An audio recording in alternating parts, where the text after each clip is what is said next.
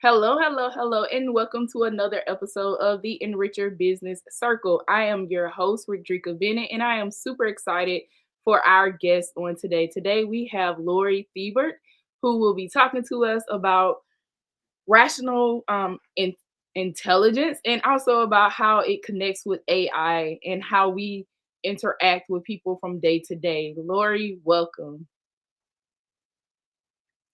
Thank you, Rika. It's such a pleasure to be here. And thank you so much for the beautiful work that you are doing in this space to support entrepreneurs and business leaders to really be set up for success as they are working towards their dreams. Awesome. Thank you, Lori. So, Lori, in the beginning of the podcast, we always go into your background, your why, or your aha moment of what I like to call it.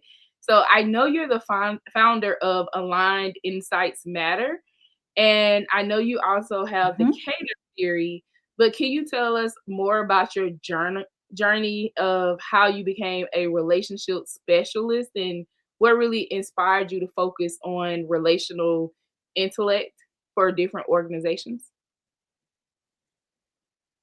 I'd be happy to. So, as someone with decades of experience as a relationship development specialist, I saw repeatedly how really top quality leaders would become disengaged and completely disheartened because they had leaders who did not know how to build healthy connections.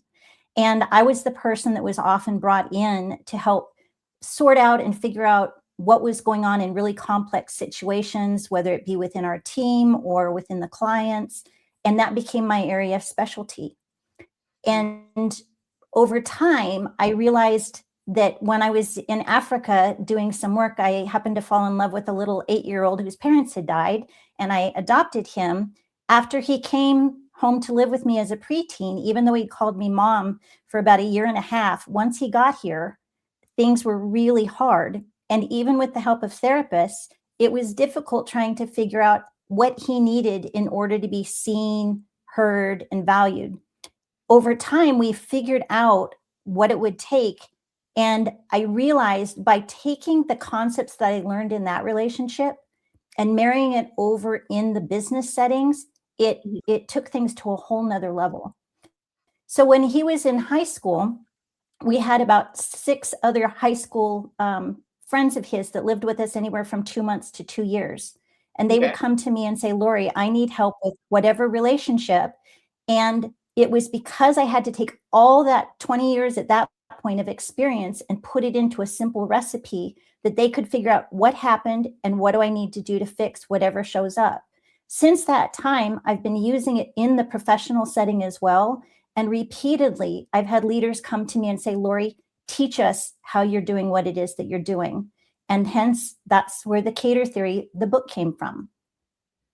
Awesome. And I love that you mentioned how you were really helping relationships within different business industries.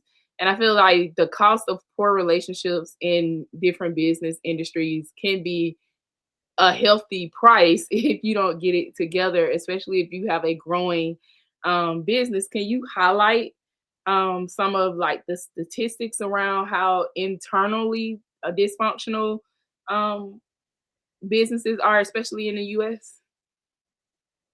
Absolutely. So there's research just recently out of the Society for Human Resources Management showing that US businesses are being impacted to the point of $2.1 billion per day due to dysfunctional relationships. And what that looks like, it's the little things. It's the snippets of rudeness or snippy conversations or terse emails that come. What happens is that breaks down uh, the person and the partnership that's happening within the teams. It increases absenteeism, decreases productivity, and as a result, companies are definitely paying the price. I definitely agree. I think that sometimes when emails are developed and people aren't talking face to face like they should be, and they're communicating with each other, sometimes how something can be read because that person is in their emotions can Mhm. come out entirely different by how it's written. So I definitely agree that there has to be some type of relationship building or team building to get past different things like that. And saying that, could you tell us more about relational intelligence and just the different aspects of it? How do they connect different? How does it connect different emotions? And why would it matter for business owners? De- Definitely. So relational intelligence is actually, it's a fairly new area of study. And they, Okay. just like they've got EQ for measuring emotional intelligence, RQ is relational intelligence. And it's both the capability and capacity for creating, nurturing, and sustaining high quality relationships, especially during complicated situations. So it's the ability to really connect with one another, to understand what's happening, and then be able to fix it to the point where you elevate the relationship and the connection in the process. Awesome. And with that, I know you mentioned the EQ and the RQ. And in this Mhm. world of technology, one of the biggest things that's constantly changing, of course, is AI. So a lot of people are rushing to use it, but I don't think they realize that when they're trying to replace people with AI, they're taking away that emotional aspect of it in that relationship aspect of it. Yes, AI can do a lot of things for us. The Mhm. area of emotional intelligence and relational intelligence is not it. So it's being able to have that balance of use AI for the technical aspects, and at the same time being able to make sure that you've got good quality people that understand the importance of not only emotional intelligence, how we regulate our emotions, though Mhm. also how we engage with one another. And that's the relational intelligence. I believe the leaders that are able to balance the two in their leadership style, in the people that they bring on board, and really fostering those connections between one another. But then it's relationships at every level. It's your internal relationships, it's your relationships with your customers, with the vendors, with your boards of directors. The leaders who foster healthy connection in those points of connection are the ones that will really succeed.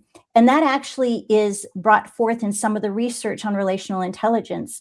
For example, out of University of Michigan, Mhm. the Center for Positive Organizations, out of Yale, they're looking at a number of different aspects that the companies that embrace such things as kindness, compassion, collaboration, those are ones that will far exceed both in the bottom line financially, but also they'll do it year over year in their growth that they have, because they know how to connect and sustain those relationships through the ups and downs of doing business. So would you think that this is more so about developing a culture for relationships within those companies? Definitely. And that's part of what I wrote the cater theory for, is once I started to see the patterns that were at play, not only for how we create healthy relationships from the beginning, it's also being able to understand where the cracks are occurring, and then Mhm. how do we go about repairing them. So the cater theory premise is that relationships with consistently healthy and strong communication, accountability, trust, and respect are going to foster deeper collaboration, satisfaction, and long-term partnership than the ones that don't have those elements in them. So the example that we always use, and this comes back initially where I had learned it with the house full of teenagers, and then carried it over into the business, is that the analogy we would always use is that relationships are like a table with four very strong legs. When those four legs are strong, that table is going to hold. You can stand on it, dance on it, have your friends come up and dance with you on it. But what happens the second that one of those legs crack? Mm. Everything's at risk for failing, right? And Yeah. you've got to get that leg repaired, and you need to repair it well, otherwise it may break the other legs as well. So you'll see the cater theory, CATR, those are the four legs of the healthy relationship. The first and most important one in any relationship in your life is communication. True? Mhm. That's true. Right? Communication that is healthy and strong with all the beautiful qualities that go into healthy communication, when that leg is strong, and the second leg is accountability, accountability for both what and how we've agreed to communicate, though also in the actions that we show up and we do what we say we're going to do by the time we say we'll do it and do it well, that when those two legs are strong, the other two legs have a chance to develop. The third Mhm. leg is trust. We can trust how the other person is going to show up. And when that doesn't mean that we have to agree with each other all the time, though we'll create a safe space for the connection, even to have the difficult conversations. When that trust leg is strong, over time, the fourth leg, the respect leg, will develop. And when Okay. we have respect for each other, we're going to be there for each other through thick and thin, as long as two things don't happen. Number one is as long as it hasn't violated each other's core values. And the second is that what's being asked of us is not beyond what we're able or willing to give. When those four legs are strong, that relationship can withstand more than it often was ever designed to.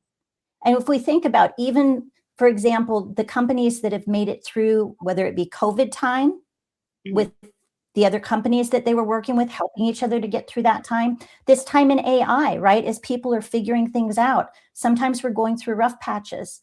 And as our society is facing challenges as well, those that understand how do we keep that connection, and we foster the connection even during the hard times and when things go sideways, that's the thing that will keep that connection strong as you continue to grow and expand. And the Awesome. beautiful thing is the recipe. Go ahead. Oh, no, I was going to ask, like, how would you say, to use that care framework for those who aren't using that framework? Is there an example that you can provide of how business owners can start implementing it with their teams? Oh, definitely. So the place that you always start is healthy communication. And we say it's the hot art of communication. And each one of those letters stands for an aspect of healthy communication. That it's honest, H for honest, O for open, T for transparent. So we're not hiding things. We're based on the data. It's honest, open, vulnerable, willing to connect, and transparent. Then the second three is art. A is accepting with agreements. R is respectful in tone, even when it's hard. And T is thoughtful in communication, not just coming in and dumping. It's being thoughtful of the other person that you're communicating with. When that communication leg is strong and we're setting up the accountability Mhm. for the agreements that we have. So making sure that we've got agreements on all the different aspects. And when we set up the agreements, we put it on things on both ends. So if the agreement is kept, this is going to happen. If it's not kept, this is going to happen. So we don't Okay. have to get upset about situations like, oh, we've got the answer right there. That builds the trust and the respect. Now, if something feels like it's cracked, you feel like there's something that's being broken, this is where the magic of the Cater theory comes in, because here's how you diagnose. You start at the fourth leg and you work your way backwards to figure out where the crack occurred and what we can do to fix it. Okay. That's where the beauty of this is, because right now, let's go back to that study, that $2.1 billion that US business are losing through the uncivil interactions that are taking place. Mhm. So when we can see where that crack occurred, then we can address that crack, we can rebuild the relationship and repair that leg before it becomes a break. Okay. Now, you want an example. So I just most recently worked on a team that had 6 different individuals working with the same customers. Each one had their own agenda because Mhm. of the sleeve of the business that they were in, and each of those individuals had become very siloed in their interactions with the customer. Some of those uh, individuals had been working with those customers for 20 years and were very protective of the relationship. The challenge was is they weren't communicating with each other because of that territorial type mentality. There would be not being, let's say, honest, open, and transparent. When they got a piece of intelligence, they would keep it to themselves as Mm. opposed to sharing it with the team so that everyone could work together. What we did is we started to cater those relationships with each other and to be able to get underneath to find the common point of connection, and from there begin to build and foster the cohesiveness and the collaboration. And when I left there, it was one of the top teams in the district because of how well it was that those 6 individuals were working together. And prior to the work that we did together, the customers were feeling it as well, because they were feeling all these different people from the same company that were contacting them, and they didn't feel like there was cohesion. By the time we left there, it was really beautiful, connected, collaborative. The customers felt the cohesion, and it goes back to that piece. We can have all the AI supporting us in different aspects for the tools we're using, for how and when we're engaging, though the connections of the relationships of the individuals, that relational intelligence makes all the difference in the success that's being seen. I agree. I am an advocate that you use AI 80% of the time and then use the human side 20% of the time, because the human side is what goes back and double check everything from AI to make sure that there is Mhm. emotion in relationship and whatever is being done. But I also think that within our business culture currently is more competitive than it has been in years, because people get rewards or commissions and different things like that that starts creating that division within the team. And I've seen that over time that that has really divided a company because of the competitiveness that has been shifting and transpiring over the past at least 15 years. I completely agree. And then that was a perfect example, what I was just sharing, of exactly the reasons you were just speaking to, as far as why those divisions had occurred. Whether it's the internal pressures they're feeling from their team for what they need to gain in that moment. What Mhm. we're losing the sight of is that whole concept of synergy, right? Where two or more people can come together and work together cohesively, can create much more than what either one could create singularly on their own.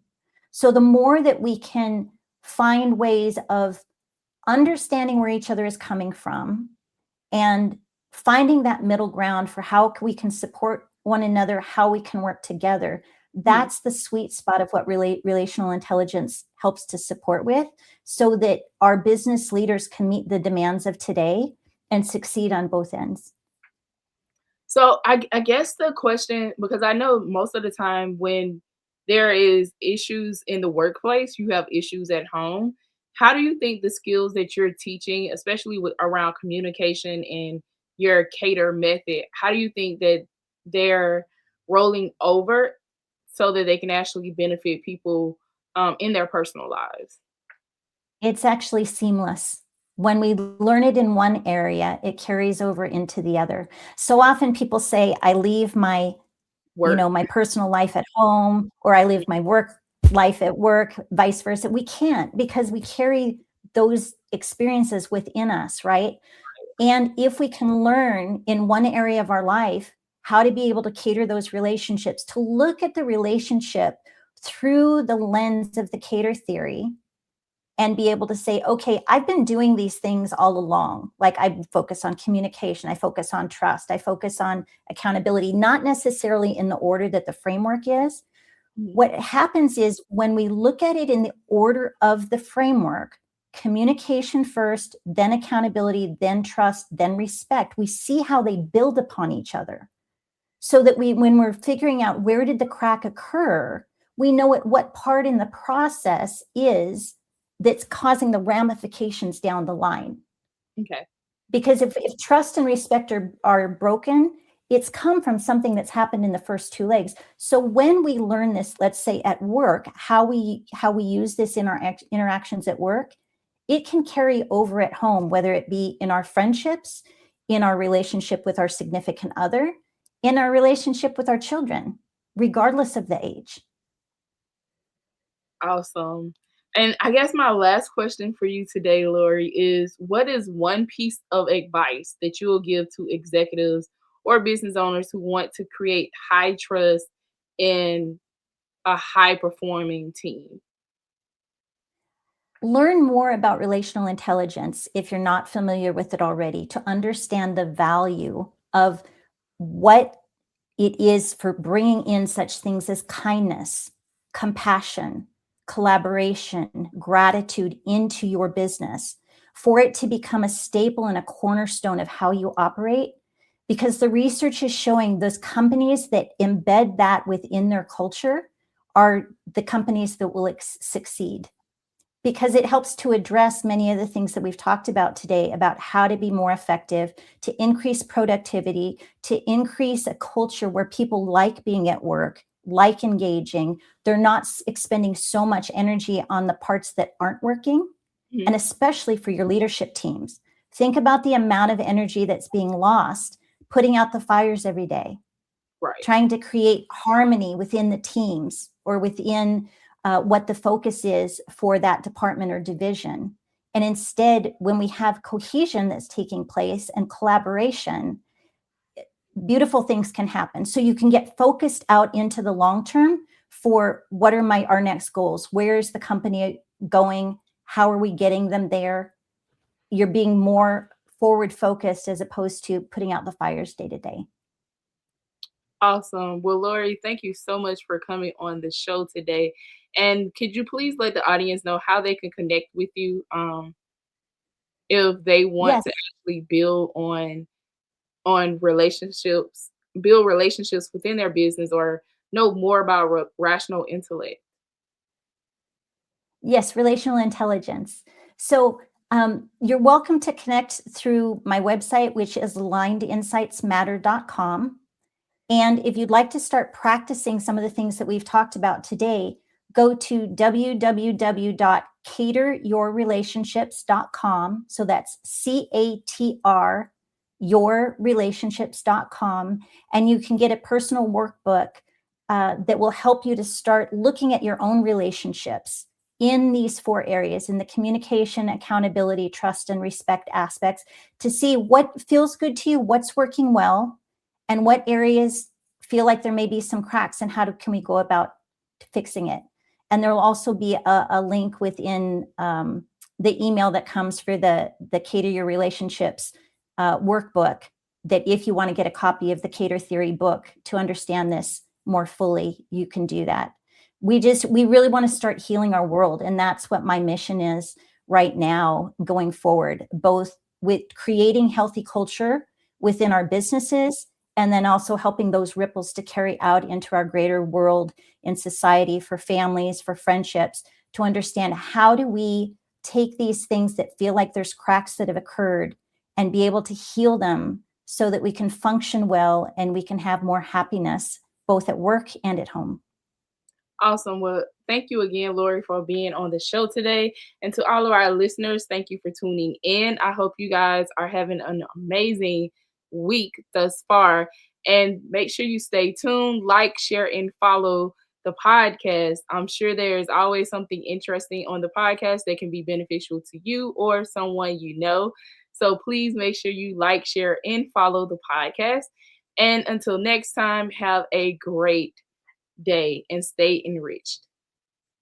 Thank you, Ricky.